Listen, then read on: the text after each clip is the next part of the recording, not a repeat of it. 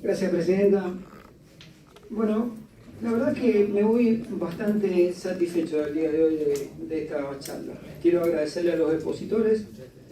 La verdad que han sido exposiciones muy buenas. Obviamente con algunos coincido, con otros no. Quiero también felicitar a los diputados de la oposición. Hiciste una muy buena reseña, con mucho estudio.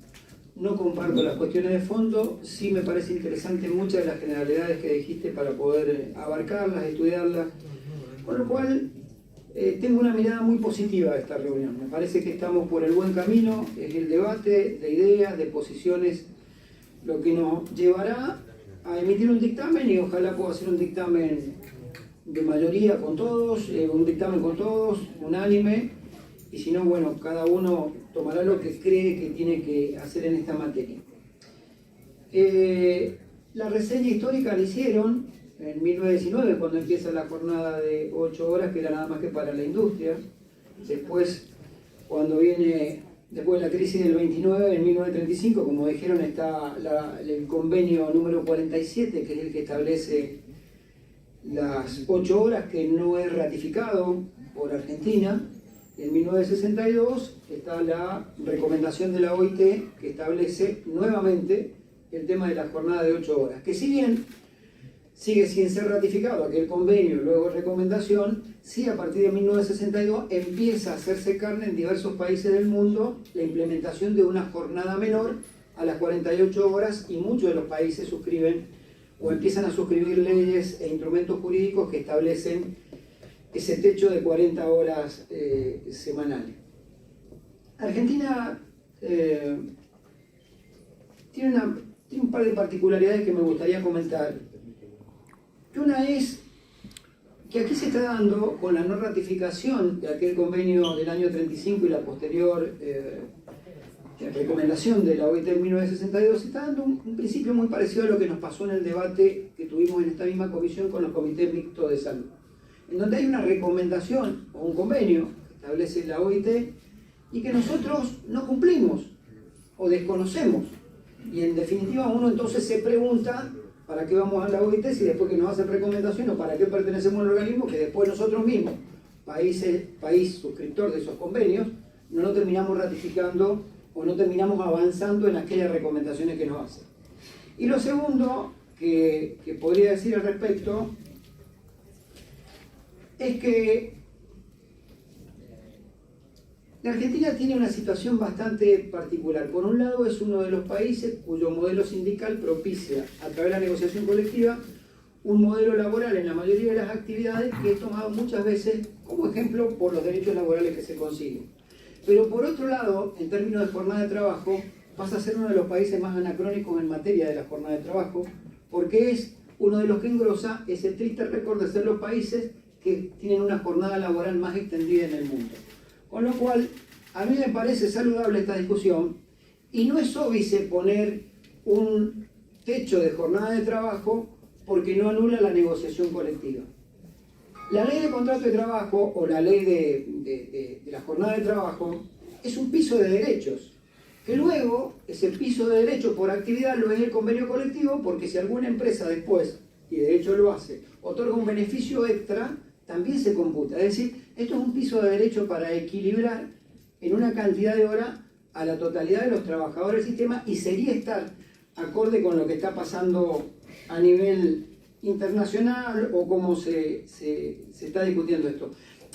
Bien lo decía la presidenta de la comisión cuando hizo la introducción, decía, son muchas las cosas a favor, que hay estudios que lo acreditan, que genera la reducción de la jornada de trabajo.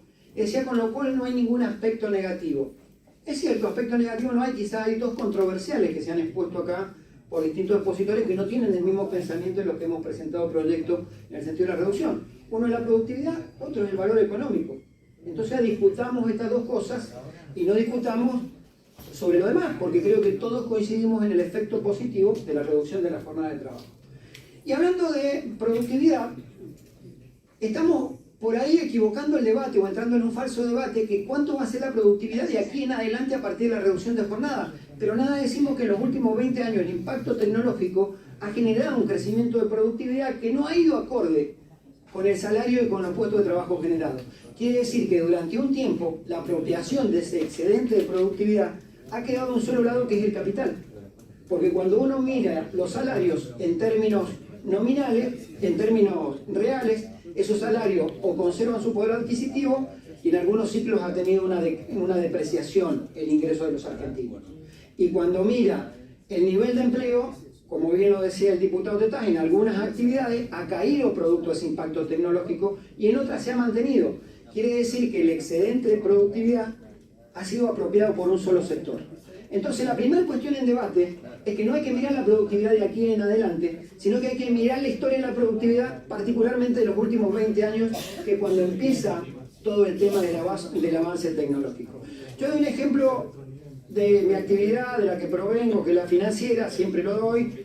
Estamos trabajando con el equipo que colabora conmigo en poder determinar por distintas actividades, que me parecería bueno. Un trabajador en el inicio de hace 20 años atrás administraba entre cuentas de depósito y crédito 368 aproximadamente, hoy administra cada trabajador 1.388. Salarios contantes, quizá un poquito más por encima de la inflación, nivel de empleo constante. Quiere decir que hay un crecimiento de la productividad que se le apropió a un sector. Ahora bien, quiero hacer dos observaciones que se hicieron acá, y es que... ¿sí? ¿Una interrupción? Sí. ¿Cómo no? Bueno, el otro aspecto, que es el económico, uno dice, bueno, entre los proyectos que hay, que son diversos y de diversos espacios políticos, van de 36 horas a 40 horas, que sea la jornada máxima. Y uno dice, bueno, tomemos el ejemplo más contundente, que es el de 36 horas. ¿Qué significa? Una disminución del 25% de la jornada de trabajo. Cuando uno mira los números que se han expresado en esta mesa y que todos conocemos, de la caída del ingreso de los argentinos desde el 2015 a la fecha, no excluyo a ninguno de los dos gobiernos, porque en los dos gobiernos ha habido caída del salario, uno converge de que está entre el 20 y el 25%. Quiere decir que el aspecto económico en ese sentido es como que ya lo cobraron antes, lo que tendría de costo la situación de disminución de la jornada. Y quiero hacer dos observaciones vinculadas a la negociación colectiva y creo que alguno de los diputados o diputadas dijo que no había visto progresividad en los proyectos que se habían presentado. Yo he presentado uno con el diputado Carlos Cisneros que sí preveía, está bien, preveía un año, nosotros decíamos en ese proyecto, 7 horas el primer año y a partir del segundo año 6 horas. Es decir, había uno que lo tenía y me parece bien discutir la progresividad en el tiempo del impacto que puede tener. Y lo segundo, la negociación colectiva. En ese mismo proyecto nosotros establecíamos que la disminución de la jornada de trabajo podía ser discutida en la negociación colectiva si era por día o si eran menos días en la semana. Con lo cual no anulamos ni la negociación colectiva y tampoco anulamos el sentido de lo que tiene que ser, la ley en el sentido del respeto de la negociación colectiva por un lado, y también quería hacer referencia a algunas cosas que se dijeron vinculadas al impacto negativo que puede tener esta medida. Claro está que hay una ley, claro está que esa ley también puede ser modificada. Es decir, lo decía el representante de la OIE, decía, ¿para qué? Si ya existe una ley que establece las 8 horas. Bueno, hay diversos motivos por los cuales hemos expresado. No vamos a resolver seguramente la totalidad del problema del empleo en la Argentina con esta ley. Quizá en una parte y en algunos sectores se pueda ayudar, en algunos sectores de la actividad económica, que haya más empleo. Estoy seguro que no es el único tema que hay que mejorar en la Argentina para esto. Pero sí se puede modificar, porque nosotros partimos de un principio de la progresividad del derecho que lo establece el artículo 75, inciso 19 de la Constitución Nacional, cuando habla específicamente del crecimiento con justicia social. Entonces me parece que es un punto en el cual no es obvio, se vuelvo a decir, que exista una ley para que esa ley sea mejorada en función del principio constitucional de progresividad del derecho. También se habló de por qué las multas y que no se ha tratado y demás. Bueno, en principio las multas, creo, mis estimados, que se hacen cuando alguien comete una infracción, y esa infracción, más que mirar al multado, yo miraría al trabajador que fue despojado de su derecho, de la posibilidad de que tenga derechos por alguien que lo contrató en una situación de irregularidad. Aplica al Estado entonces, bueno, trata a todos así.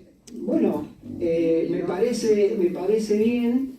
3 veces cobra el informante. Me parece, no, está bien, bueno, pero está bien, me parece que cuando hay una ilegalidad, la ilegalidad es del Estado, si la tiene que cumplir, y es del sector privado también, mi estimado Julio. Y quisiera recordar también que nunca es tiempo para discutir derechos de los trabajadores.